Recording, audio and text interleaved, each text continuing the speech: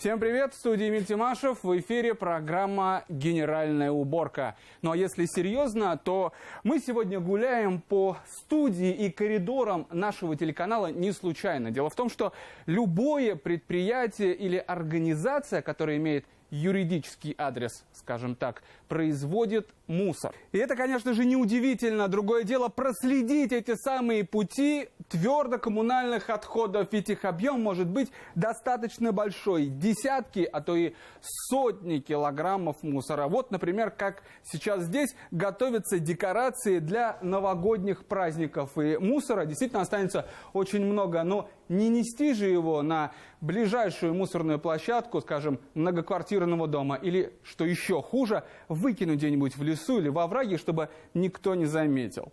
Так как же избавиться от своего мусора руководителям, коммерсантам и предпринимателям? Как раз сегодня мы об этом и поговорим.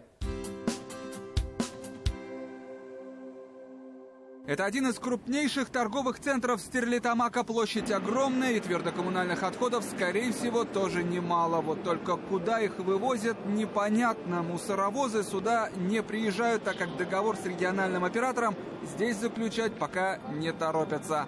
Вы куда выкидываете свой мусор? Мы по мере накопления сдаем в экополигон, город Ишимбай.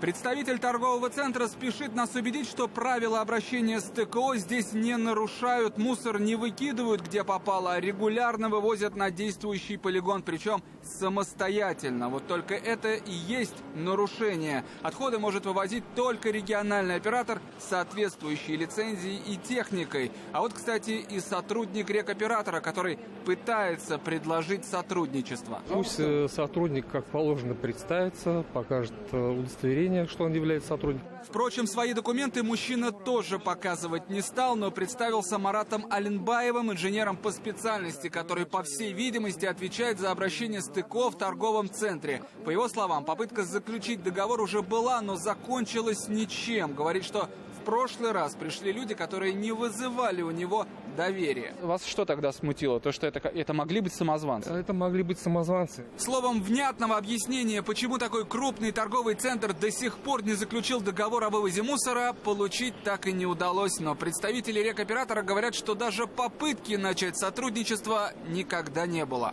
К нам не обращались, никак не аргументировали. Один ответ, основной ответ о подобных организациях, кто отказывает, является уклонистами, как мы их называем, это момент относительно того, что у них не образуется отход. Но при этом в окрестностях мы видим образование несанкционированных свалок, где присутствуют отходы, которые образуются от магазинов подобного характера, но также продуктовых и иного вида.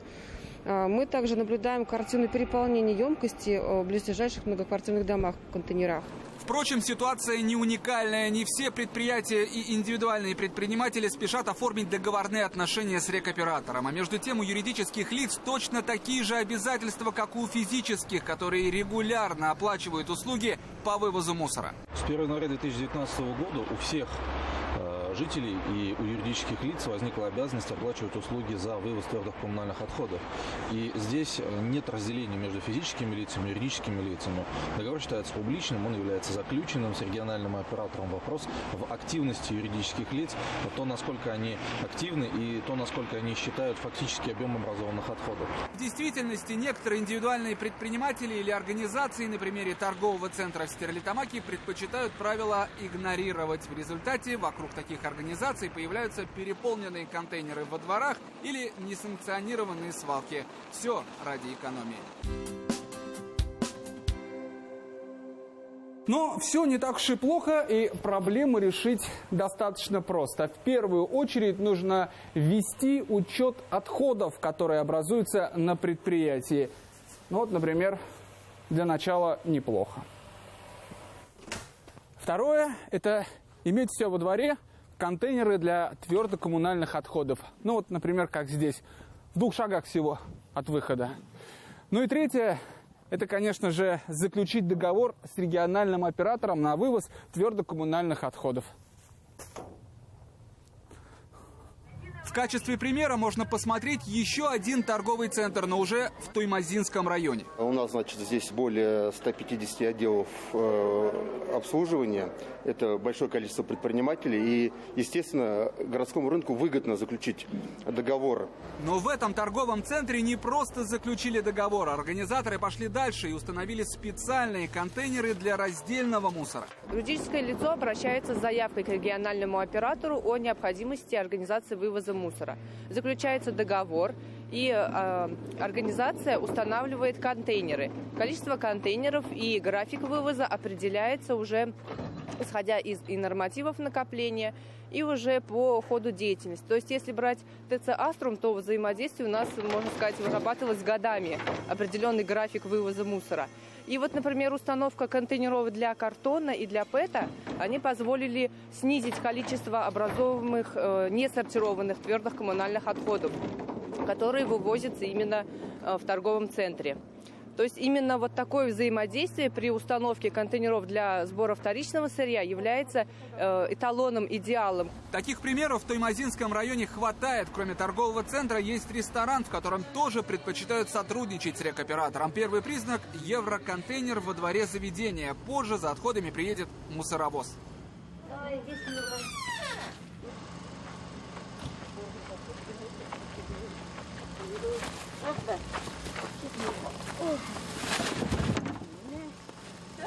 И тем не менее, коммерсанты почти 25 муниципалитетов республики не торопятся заключать договор с региональными операторами и продолжают жаловаться уполномоченному по защите прав предпринимателей. Предприниматели жалуются, что рекоператоры с ними не заключают договора по факту. По нормативу заключают. Вообще по нормативу, по Гражданскому кодексу, это публичный договор оферты.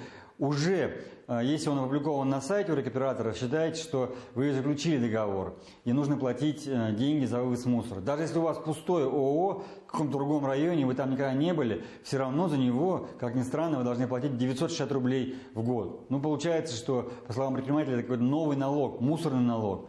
Но дело такое, что, не зная ни закон, не освобождает от ответственности. Поэтому все ООО, все ИП должны либо заключить договор, либо оплачивать рекоператору за вывоз мусора. В противном случае коммерсанты рискуют попасть под штрафные санкции.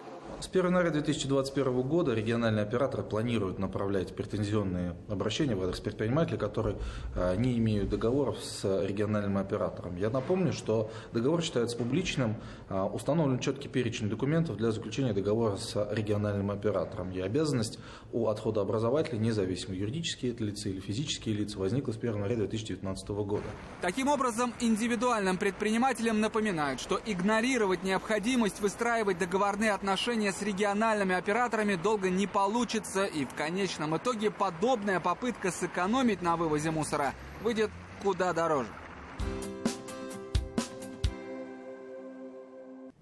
Тем временем проблема, которая на первый взгляд касается только рекоператора и индивидуального предпринимателя, все больше отражается на простых людях. Проблема переполнения площадок мусорных во дворах, она актуальна и для разных городов, и жители в соцсетях об этом пишут, на странице главы региона в том числе. Связано переполнение, как правило, с тем, что предприниматели, торговцы, которые организуют торговлю фруктами или маленькие магазины на первых этажах, они зачастую не заключают договоры на вывоз ТКО, соответственно, складируют свои отходы на территории площадок МКД. На примере Белорецкого района, особенно осенью этого года, фанила эта тема. Очень много жителей писали по поводу переполнения площадок. Вот как видно на фотографии, огромное количество мусора скапливалось. Естественно, площадки не были рассчитаны на такой объем. Подборка наиболее актуальных проблем озвучивается на ежемесячном заседании по решению проблем в коммунальной сфере, и некоторые обращения обсуждаются на высоком уровне. Себя в грудь бьем, говорим о том, что мы претендуем на регион, где мусорная реформа выстроена лучше, чем в других субъектах, то, конечно, таких контейнеров не должно оставаться. Не должно оставаться неконтролируемых площадок, где фотофиксация неправильна, не должно, где график сбивается, не должны такие контейнера быть, где ржавые, без крышек, потому что без крышки, во-первых, сдувает ветром, во-вторых, это просто неэстетично. Вот. Плюс они металлические, там, понятно, ржавеют и так далее. Вот те, которые евро, они же более долговечные, да? Но они же пластик там, да? Вот. Ну, в общем, другого пути нет. Премьер-министр правительства Республики Башкортостан Андрей Назаров рассматривает их вместе с представителями министерств, ведомств, региональными операторами и всеми главами районов республики. На одном из таких заседаний было рассмотрено обращение из города Агидель, где сам предприниматель сообщает о проблемах с вывозом мусора. Здесь вот из обращения предпринимательницы из Агидели следует еще одна ветка, Андрей Геннадьевич, Борис Владимирович, на которой я хотела бы заострить ваше внимание. Это касается самого магазина непродовольственных товаров, который расположен во многоквартирном доме на первом этаже. В этом доме общедомовое имущество – это мусоропровод, о которых мы с вами говорили. Доступа к мусоропроводу у данного предпринимателя нет, потому что он заварен со стороны улицы. Есть только выход от жильцов. Мусор туда физически выносить не могут. И получается замкнутый круг. Оборудовать контейнерную площадку специально для магазина муниципалитет не дает разрешения, потому что во многоквартирном доме, частью которой является магазин, есть мусоропровод и нет площадки для вывоза мусора. Позже, как стало известно, решить эту проблему в этом году уже не получится. Договор составляется на 1 год, и именно сейчас решается, как будут составляться соглашения на 2021 год.